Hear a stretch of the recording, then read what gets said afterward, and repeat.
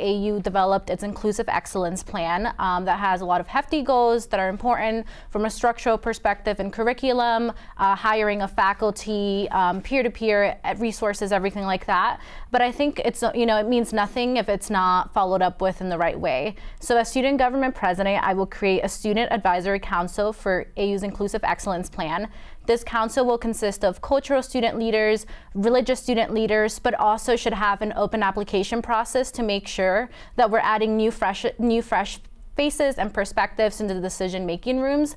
All of these students will work together with the Office of Campus Life and Dr. Ah, who directly oversees the program, to make sure that the goals are being met, that gaps are being identified, and that people are actually being held accountable.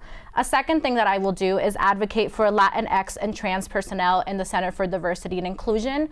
The CDI office has had a lot of personnel reshifting to different offices in our campus, and considering the fact that it's a budget year, we need to pressure the Board of Trustees to be more intentional in how it allocates our money.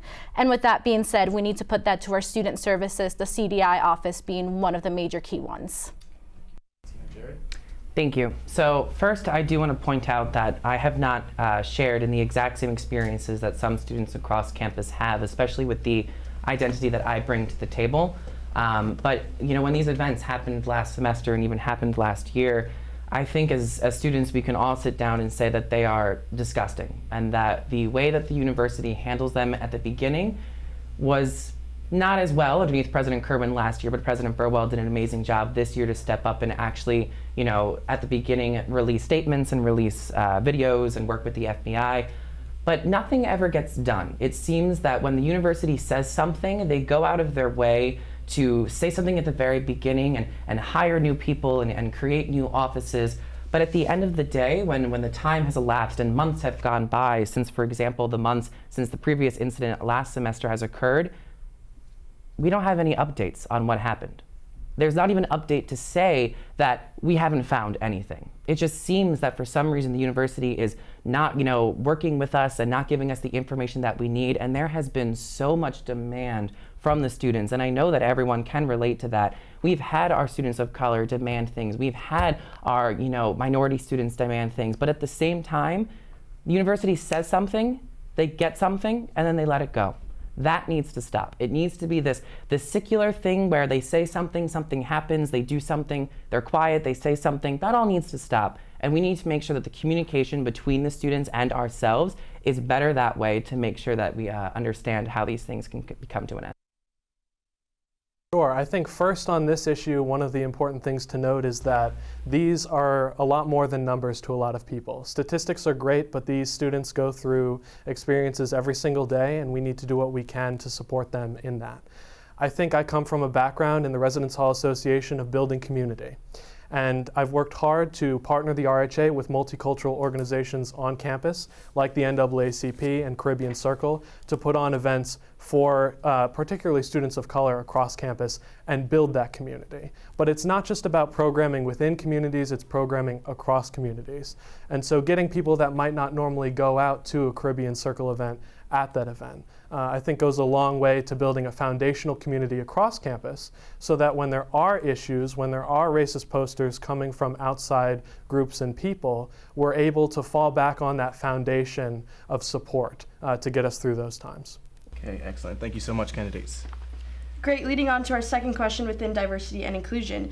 As mentioned, President Burwell has introduced AU's plan for inclusive excellence, which includes several goals such as training the student body, improving campus climate and systems, accessibility, and changing the curriculum itself.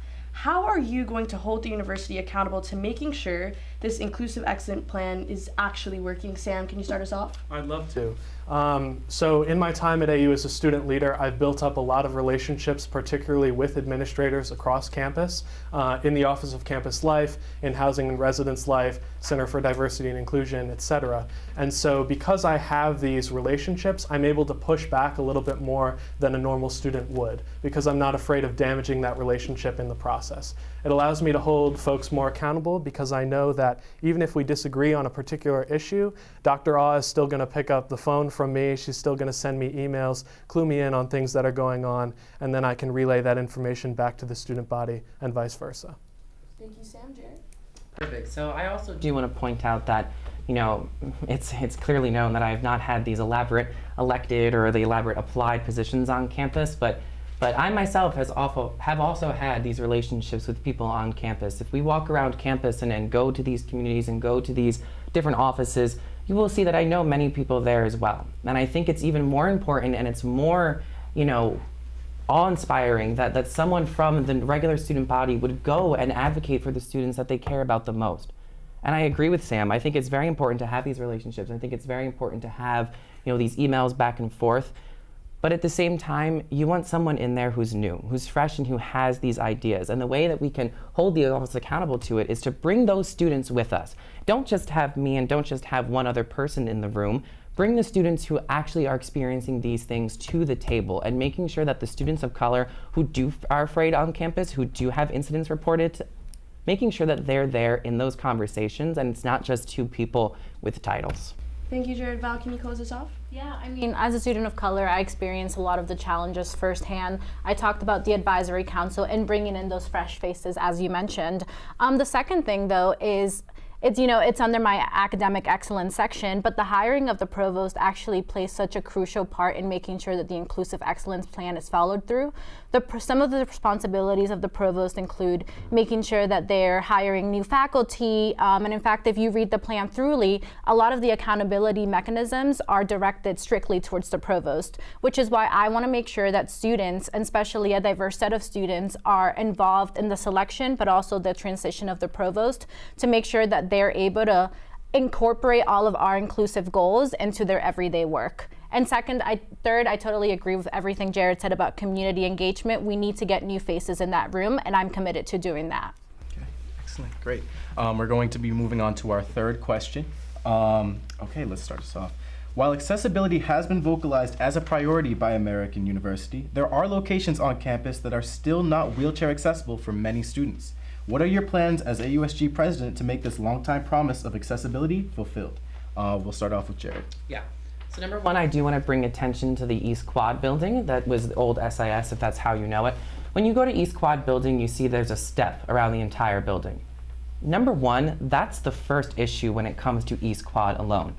And you will find this across campus, as was just said. There are so many, I believe the number was 1,800 inaccessible places on this campus. And that is absolutely ridiculous. And if the university is going to sit there and tell us that they are going to fix these problems with being able to accept students who do have these disabilities and who do, can't get up these steps, well, they're redoing the entire ground. So why haven't they already done these things where taking the step away from the East Quad building, for example, you literally cannot get into that building without a step, which is very frustrating. And also going off of that, it's going to be hard to, tell that the university has to put an elevator into Hearst Hall, but these are the things we need to start planning for and plan these years out by. So year 2020 or 2025, for example, Hearst Hall will be accessible with elevators. East Quad will be accessible with elevators. Okay, thank you, Jarryd. Now we'll go on to Valentina.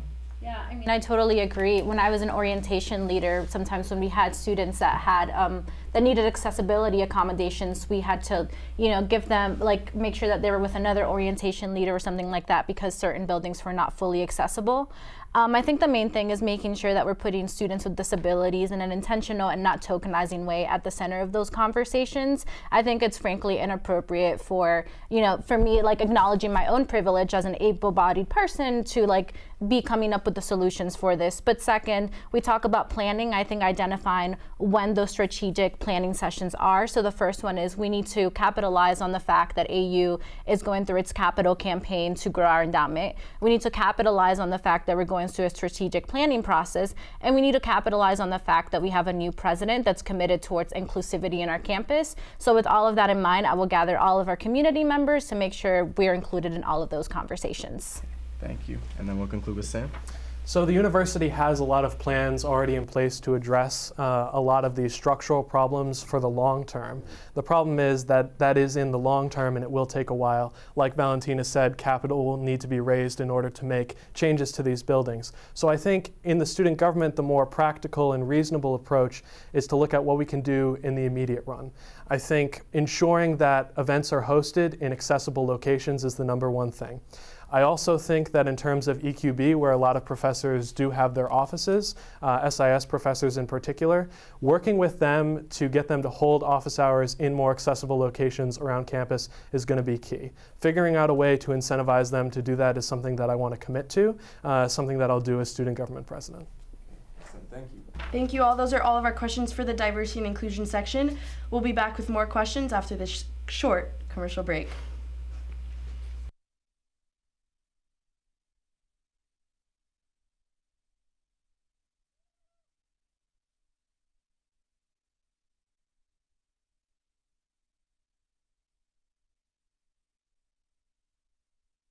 We are kicking it off with the important stuff as we usually do. This is Studio 90. This is our NBA segment, throwing it up. This is our NFL segment, going for two. It's your favorite MLB segment, Getting to Third Base. This is the college football segment. This is our yet to be named college basketball segment. That's right, we don't have a name. This is our AU Insiders panel. This is our favorite segment, Thumbles, where we talk about the good, the bad, the ugly in the world of sports and the world at large. Point to the camera. What is this, Vince? This is Sports Zone. Sports Zone. This is Sports Zone. This is Sports Zone.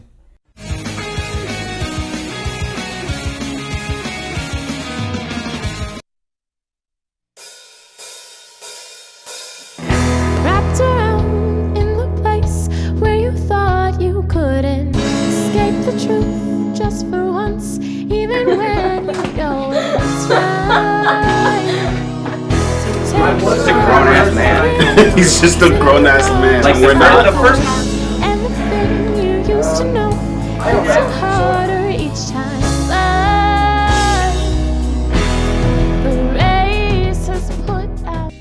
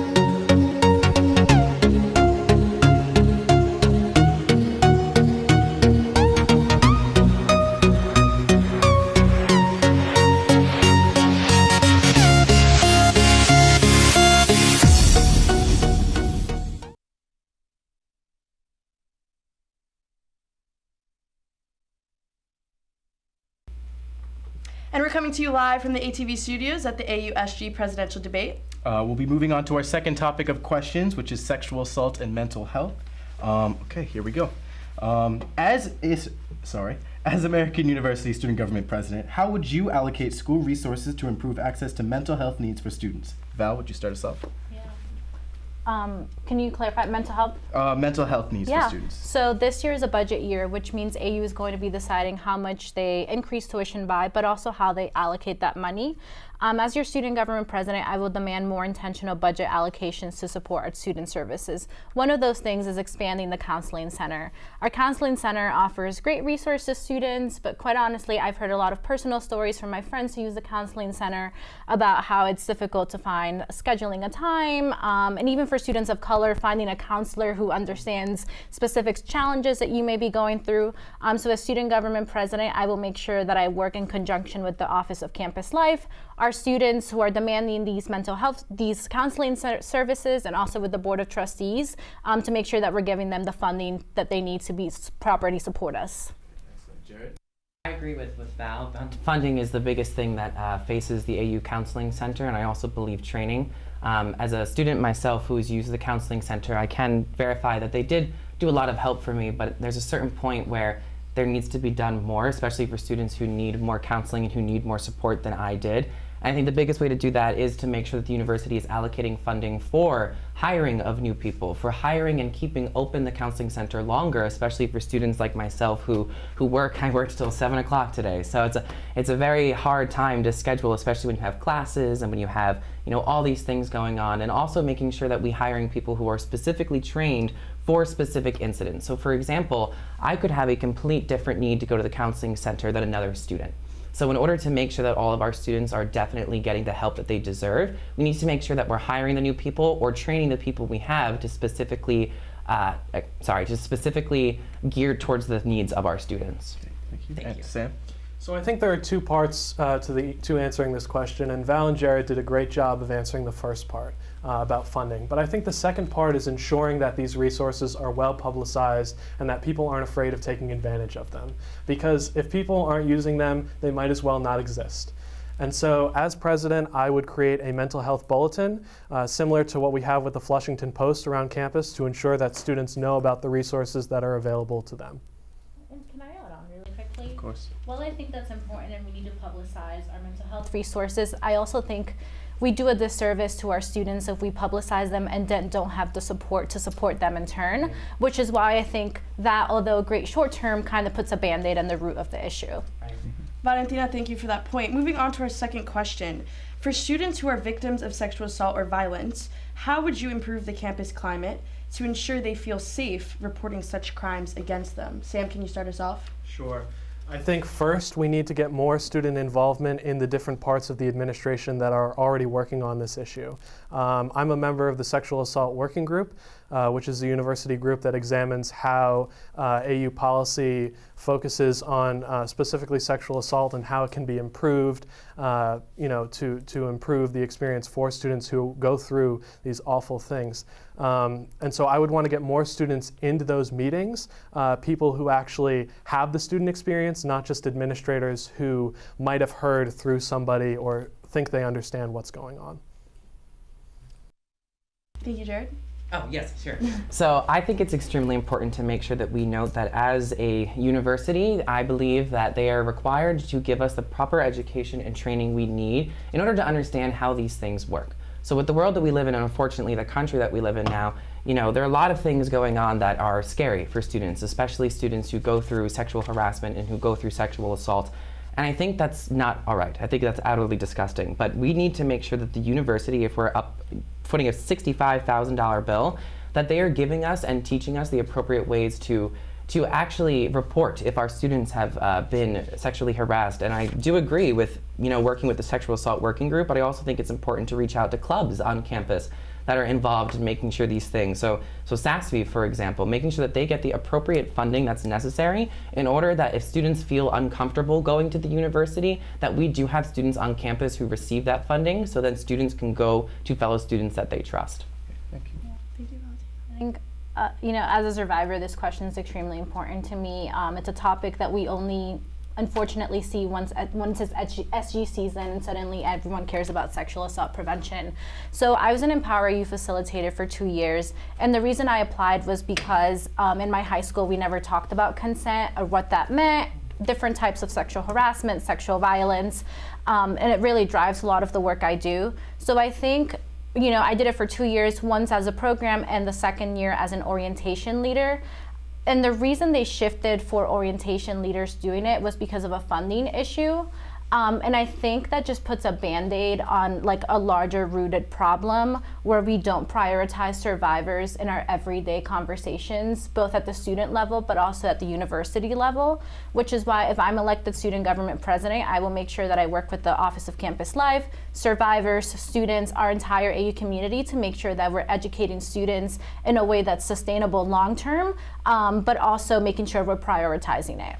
Excellent. Thank you, candidates. Moving on to our third question. How would you work as AUSG president, work with the AU Pan-Hellenic organization to address problems of sexual assault within Greek life? We'll start off with Sam. Sure. So I think the first part is ensuring that as SG president, we are accessible and available. And so having, I think, regular meetings with Pan-Hellenic and with other organizations across the university is going to be crucial to whoever has this role. I would want to work with them and see what they think the need is and then marshal student government resources appropriately. So whether that's training or something else, I'm fully committed to working with them on that. Excellent. Good. Jarryd? So I do agree with Sam. I think it's extremely important to reach out that hand to our Greek organizations on campus to make sure that we are not trying to be their enemy as AUSG. The student government is an organization that's supposed to represent every student as a whole, and that includes everyone who is involved in our Pan-Hellenic organizations. And I think that we need to push the requirements for Greek life a little further to make sure that every student on Greek life, whether that be a fraternity or sorority, professional, what have you, social, that they do go to these trainings, that they do understand that, you know, even though it might not be necessarily their organization, as the organizations as a whole has faced problems with this in the previous, years going past, we need to make sure that we do hold them accountable just as we would hold the university and other student organizations accountable for their actions. Perfect. Thank you, Jarryd. Valentina? Yeah, I mean, I acknowledge I'm not a part of Greek life, so I can't speak for their concerns specifically on their community, but I am available to bridge that gap and bring them into the conversation in the decision-making room. I think it's more than reaching out to Pan-Hell, it's also reaching out to interfraternity councils. One of the main things I learned being an Empower Youth facilitator is that oftentimes these conversations around sexual violence become so heteronormative, and we don't realize how trans people are disproportionately affected by sexual violence, how men can also be affected by sexual violence. And from my understanding, a lot of our Greek organizations already go through required step-up training, so it's a matter of finding what the gaps are in those training to be more efficient and to tailor it more to the communities that we're speaking to. Excellent. Thank you so much, candidates. That concludes our segment on sexual assault and mental health. We'll be back with more questions after this break.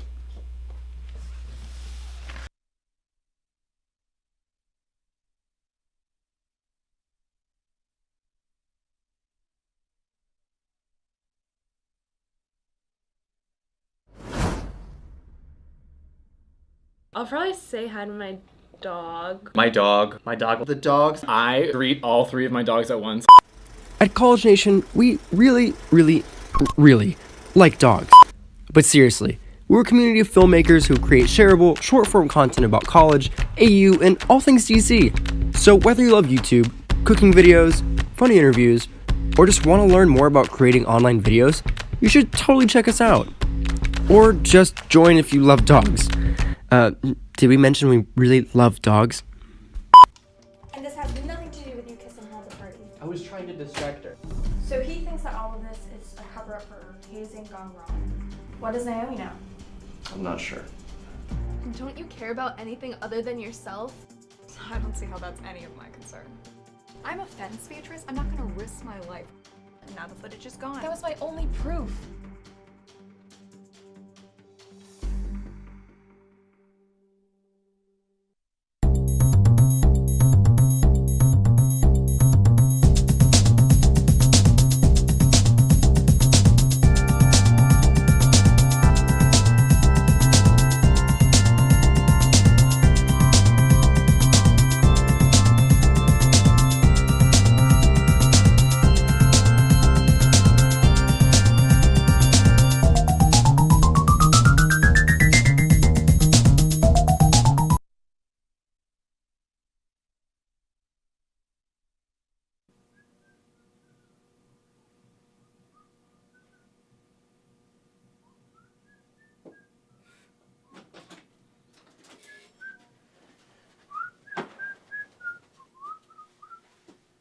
Hello, Mr. Eagle.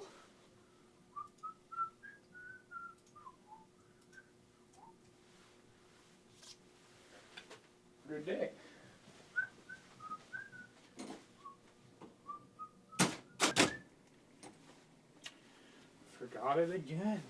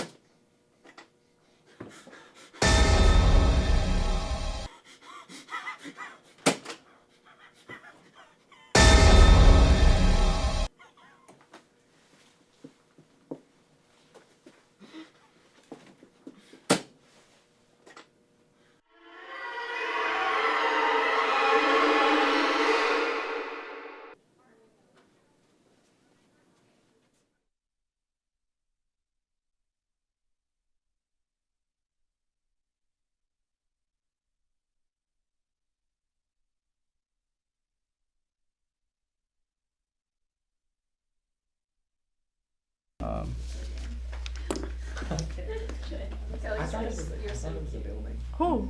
I've seen your bag. Oh. Yeah.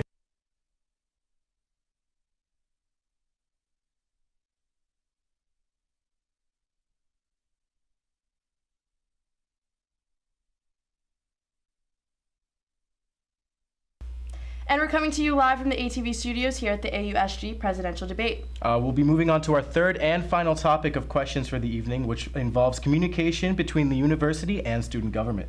Okay, we'll start off with the first question. In the past few weeks, we have seen tensions arise between AUPD and the student population. How would you, as AUSG president, establish a clear channel of communication between these two groups? Val, could you start us off? Yeah, I'd be happy to. I think it's AU is like a small microcosm of like a national conversation that happens about tensions with AUPD and members of our community, especially marginalized community members. I think for me, my interactions with police were very different now than they were 3 months ago before I became a US citizen for personal reasons, and everyone has their own personal take on it. What I plan to do as your next student government president is work with AUPD to, one, make sure that we're having these conversations consistently. I think part of the problem is that we have these conversations when a problem, when an incident happens on our campus and we never revisit them. But second is clarifying the procedures that AUPD practices to our students, making sure that if you are walking down the quad and you are stopped by an AUPD officer, what are you allowed to, what are you required to say? And third, establishing a formal grievance policy. So what happens if you are wrongfully targeted by an AUPD officer? Who do you go to? What paperwork can you fill out to make sure that they're being held accountable for the wrong actions that they took? Okay, excellent. Jarryd? Thank you. I think it's very important that we start to build more of a community with the AU Police Department. So we have students from across this country and across the world come to our student body here at AU. And you're going to have, students come from places where, police community relations are better than others. And we need to make sure that we are one of the best places to have community relations with our police officers, especially since they are dedicated to protecting students on campus. But we have to make that clear. So number one, I was talking to people on the police department, and it is very possible to open up the doors of AUPD to give tours of the actual behind the scenes what's going on. So for the police officers to give tours of what's happening behind the scenes to make sure that students are understanding what's happening, and also creating more community events for police officers to mingle with our students as well. Movie nights on the quad, for example. We could have the police officers run a movie night or bring snacks to the residence halls. And we have 7 or 8 different residence hall officers to specifically geared towards the needs of specific residence halls, have them tabling in the front, just like RHA would and things like that. And I think what's also very important is to make sure that our officers are specifically trained on what's going on campus. So for example, Arlington and DC police officers, they're specifically trained, or we have officers that are specifically trained on people of color incidents and also LGBTQ plus incidents. And I think that's extremely important to bring to our own police force and have 5 police officers that are specifically trained for incidents that affect these specific communities to make sure that they understand the appropriate resources and needs to go and respond to incidents like that. And I really do think that that will build a greater community between the police officers and the students, because as Val said, this is a greater scale. It's something that we can solve small scale, but the outside world is going to influence a lot as well. Thank you, Jarryd. Sam?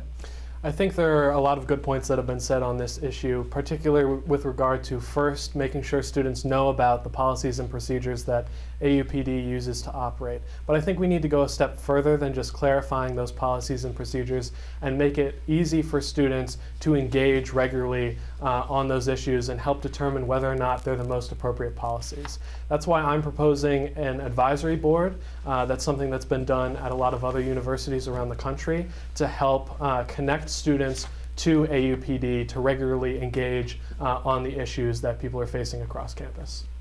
Thank you, Sam, for that. We'll be leading on to our next question. 81% of the campus is funded by tuition and only 19% is funded by endowment, making tuition rises a harsh reality for us students. With next year being a budget year, what are you going to advocate those tuition increases to go towards? Sam, can you start us off? Sure. So I think any tuition increase along with it has to be an increase in student services across campus. That's a key thing that I will advocate for as student government president in the boardroom and out. I think primarily, like we've said already in the other sections, mental health is going to be a big need for resources in terms of funding. And so that would be my primary goal for increases. But I think across the board, we need more funding for the Center for Diversity and Inclusion. One thing that I've heard is that it would be good to start paying students to train clubs and organizations across campus so that they're better able to participate in those programs. Thank you. I firmly believe that number one, we should start using our endowment more. I mean, not all at once, for example. We do need to budget this and we do need to sit down with the people who work these things out and make sure that we start using a greater percentage of the endowment that we have to put towards student activities, student resources and things. But I think the biggest thing that we have to focus on is our individual student clubs are struggling here on campus. And we can have the resources that we can give students, and it is extremely important to budget those. I agree with Sam. We do need to budget out resources for the student, money for the student resources. However, at the same time, we identify most with our student clubs. We identify most with the people that we hang out with on a daily basis, the meetings that we go to on a weekly basis. And if your club is struggling financially, and if your student is struggling financially, and if all of these things are working against you, you're not going to go out and reach for those resources. You're going to leave and transfer. You're going to go somewhere else. And I think it's extremely important to make sure that the money we are getting goes to the student clubs in order to make sure they have more funding. They can run more programs for the students. They can run more programs for the students they don't even represent. And I think that's going to build that greater sense of community on campus, which number one will then raise our endowment. It's a line. If students are happier on campus, they'll give more to the campus, they'll raise more money. That more money will come back to the campus and do the same thing over again. It's a positive circle that I really think we can start if we sit down and say that our student clubs are important and need the funding that they require. Thank you, Jarryd. Valentina? Yeah, I think there's a severe misunderstanding of how our budget allocation process works in our endowment when we're having this conversation right now, which I think speaks to the larger part that we need to do a better job at communicating and being more transparent to our student body about our budget process as a whole. So the first thing is I agree with Sam that we need to make sure that we pressure the Board of Trustees to make sure that our budget is being allocated for student services, such as the Center for Diversity and Inclusion, our counseling center, and everything like that. But I think another key thing is that we need to make sure that as tuition increases, so does our financial aid. So what I will do is advocate for a higher tuition discount rate to be allocated to in our budget allocation. It's something I've experienced firsthand. My freshman year, I received a financial aid package. Second year, financial aid increased, and me, as a low-income student, had to take out several amount of loans that I was not expecting to take out. So I just need to make sure, we're striking that balance. And in terms of growing our endowment, that's a very different conversation that goes back to fundraising, building the capital campaign. I just think what we need to do is find ways for students to be engaged in that process to make sure that when, we get to the point that we are growing our endowment, students 10 years from now are not experiencing the same difficulties that we are today. Excellent. Thank you, candidates. We are moving on to our third and final question before the candidates will be allowed to deliver their closing statements. Okay, let's move on to it. According to recent polls, international student enrollment is dropping significantly. What are ways that you, as AUSG president, would make international students feel more at home at AU? And how do we work towards creating a community that incorporates all aspects of the student body? Jarryd, can you start us off? Yeah, it's very interesting that this question was brought up today because I was just discussing this in the admissions office, which I work for, and I pointed out that at our old pamphlets it said that we had over 144 different countries represented in our student body, and now that has dropped to 126. And that is a huge drop. That's nearly 20 countries that we are losing in our undergraduate student body. And we had this open conversation about how it is because of how our country is being perceived across the globe. But we need to make sure that we reach out to these students and, as was said, understand that our university is accepting and our university is a place where you can come to feel confident with who you are, even though we are located miles down the roads from some bad decisions are going on. But at the same time, I think it does go back to the funding aspect of it. We have so many different multicultural groups on campus, and we have so many different organizations that are run for students who do come from different backgrounds, who do come from international places. But when they don't have the funding to hold events, when they don't have the funding to do any of the things that matter and that are required for their students, the students will start to feel ostracized, and they will start to feel that there's not a place for them on this campus, which unfortunately, right now seems to be the case. It seems to be that the university has not gone out of its way to make sure that these students feel comfortable. Although one thing I did attend a couple weekends ago, which was great, was the Spring Cultural Festival in SIS. It was the same day as the March for Our Lives. And that is something that's a key example of how AUSG gets a lot of stuff that's good done, but we need to capitalize on that. And we need to say that this has to grow. Yes, there was a march, but this needs to grow every year. We need to make sure that it receives the funding that it requires to get it done. Excellent. Thank you, Jarryd. We'd also like to remind our candidates that if you do say something that you agree with or disagree with, feel free to interact with each other, really debate these topics. We'll be moving on to Valentina for her response. Yeah, a lot of the work I'm doing now, so as I mentioned earlier, I'm the only undergraduate student and President Burwell Strategic Planning Committee, and in that, I'm leading AU's enrollment strategy for the next 5 years. One of our goals is expanding and increasing our international enrollment. But one thing I've been really keen on through all the conversations and working with our Vice President of Enrollment and all of these high university influencers is making sure that as we're increasing enrollment for international students, we're also providing the support services that they need. This may include more individualized attention in visa, making sure that they have the right paperwork to make sure that they are able to get that job that they are able to get that they desire as they walk into AU. And I think third, we do an awful job at actually integrating our international students into our campus culture as a whole. You look at where international students are housed, most of them are housed together in Leonard. Most of them aren't able to attend Eagle Summit, or if they are, they all go together in the same group, and there's not really an opportunity for domestic students and international students to interact together. And I think third, we also need to look at the issue of retention for our international students, which I know we have limited time to talk about right now, but if you look at my platform, there's a whole section on academic excellence, and I talk about some ways to improve that as well. Okay, unless anyone would like to refute that or repeat, we could move on to Sam. Okay. I think a lot of good points have been made on this issue, and I also think that one of our biggest struggles as student organizations across campus is involving international students in what we do every single day. That's something that I know the Residence Hall Association has struggled with, and we can really look at the data to bear that out. So for example, in Leonard Hall, like Valentina said, that's where a lot of our international students live. And so every single year we can see in Residence Hall Association elections, some of the lowest voter turnout rates are in Leonard Hall. Something that's been brought to my attention, and I've discussed this with the International Student Scholar Services Office, is that if we begin to put things in multiple languages, in these students' native languages, engagement rates do go up. And so one of the things that I've been working on is getting the RHA's election ballot to appear in the top 5 most commonly spoken languages besides English on our campus. I don't think that's the whole part of the answer. I think that's just the beginning. And then from there, we can begin to get more involvement in our clubs and organizations from these international students. Excellent. Thank you, candidates. Thank you, Sam. And we're just going to go a little bit back and go back to that topic of the Inclusive Excellence Plan. We were wondering, within that plan, are there any specific things that you think that should be focused on within that greater plan? And feel free for anyone to answer that question. Yeah, just specifying. Sure. No, I'm sorry. I apologize. Do you want to start?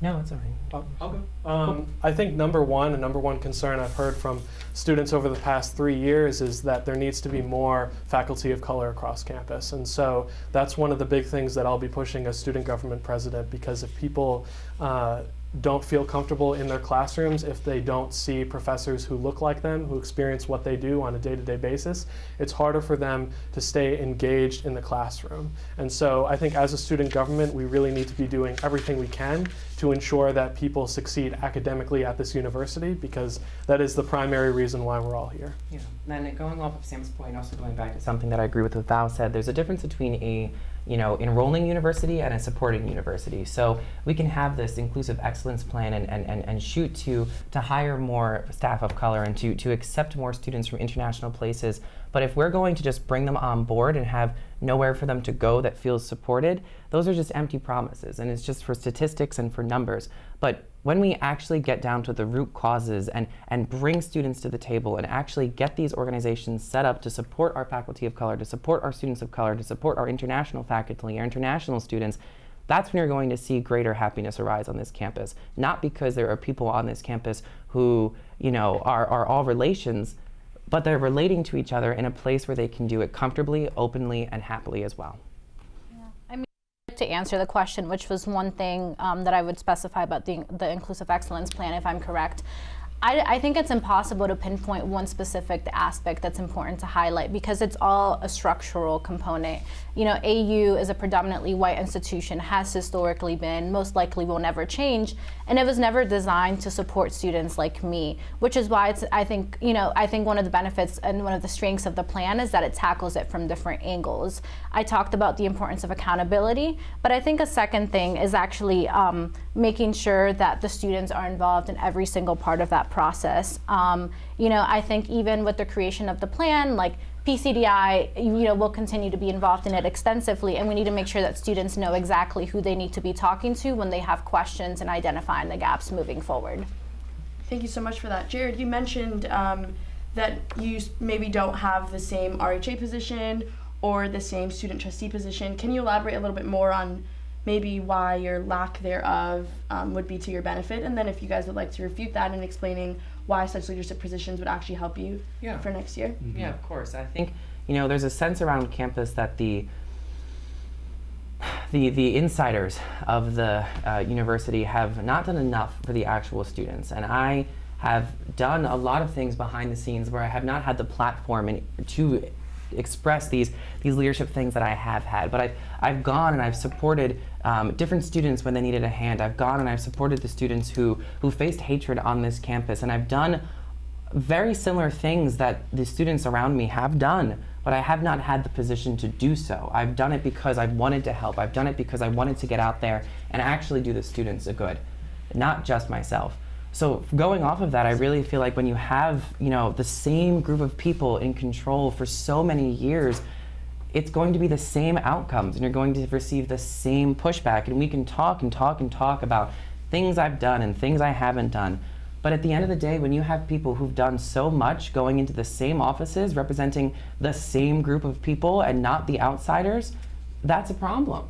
And that's why I'm doing this, is because of the fact that I have not had these positions, and I feel like we actually need someone who's going in for the right purposes, who is going in for making sure that every student is brought to that table and not just the same group who's been in control for so long.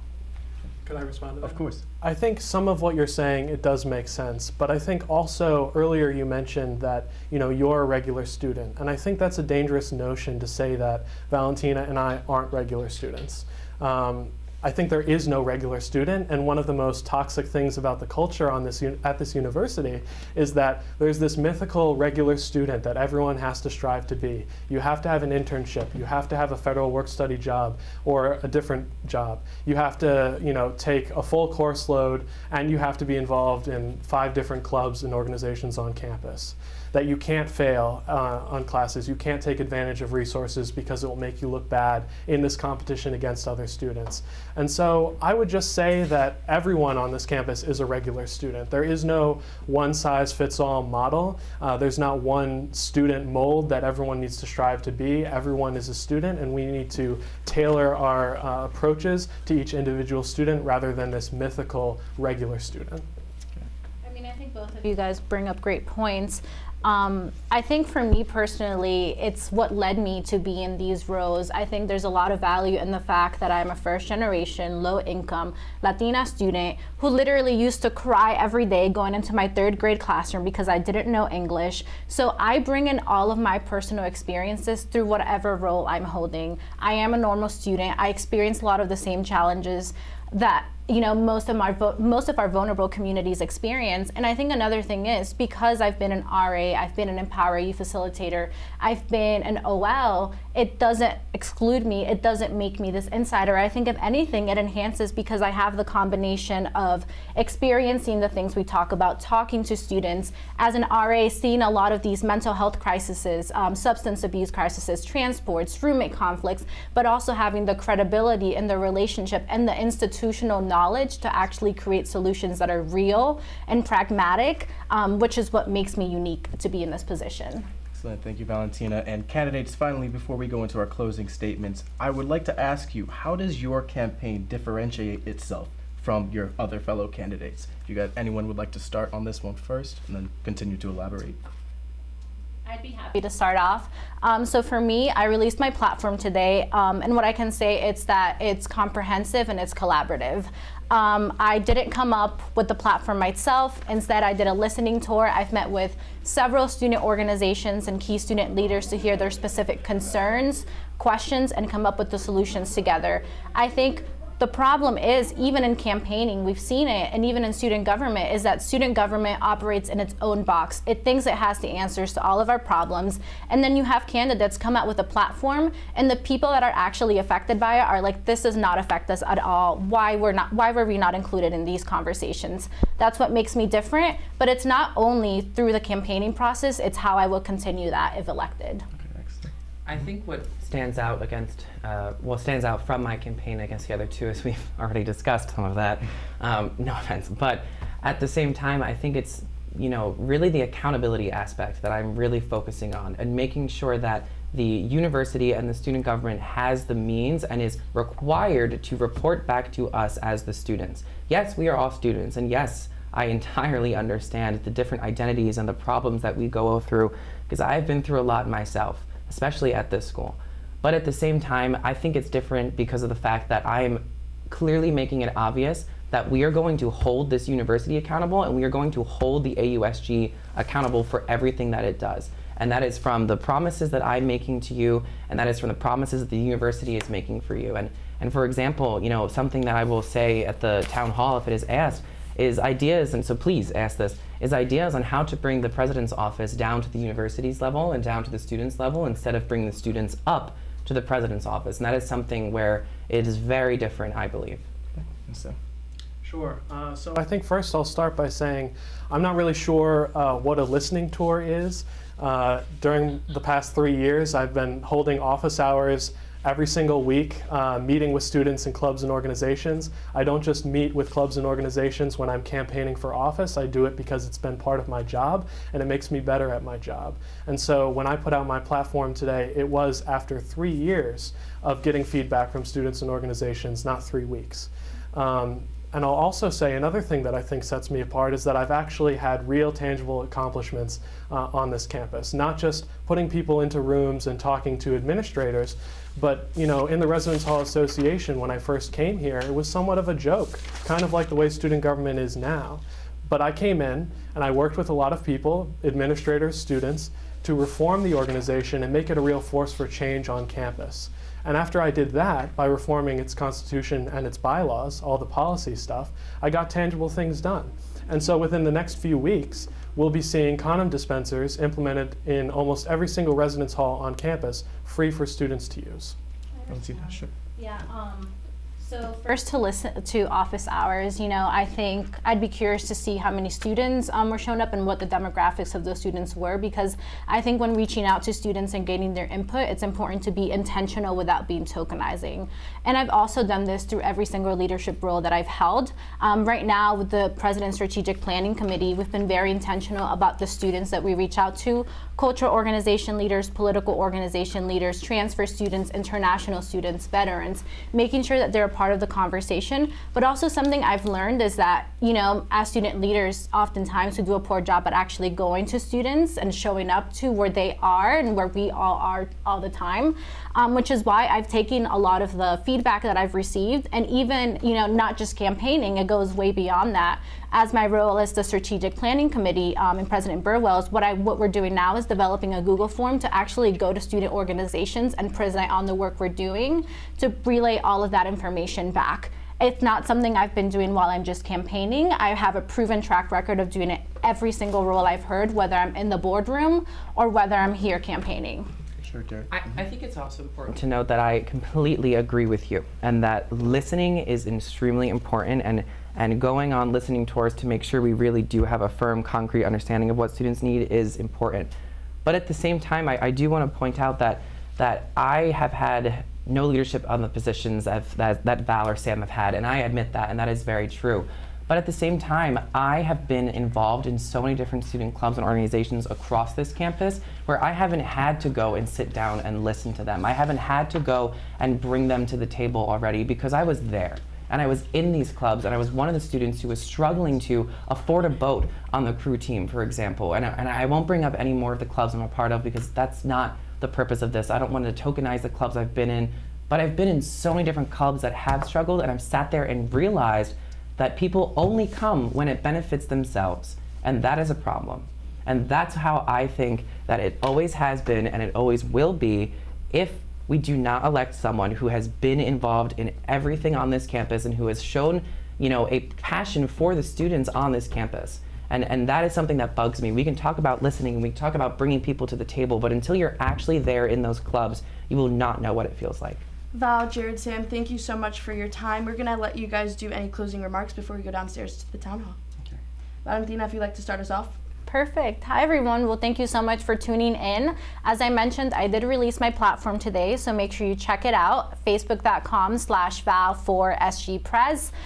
It's created through the listening tour. We all came up with this together, and the way I'm treating it, it's a living, breathing document. So if you see any changes that you'd like to make, any ways to improve it, expand it, please make sure to email or message the page so that we can work together to bridge the gap.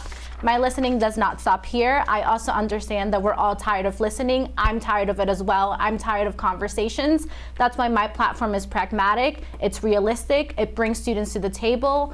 It's a combination of institutional knowledge with the passion we all have, and we're ready to get things done together. Thank you. Jarryd?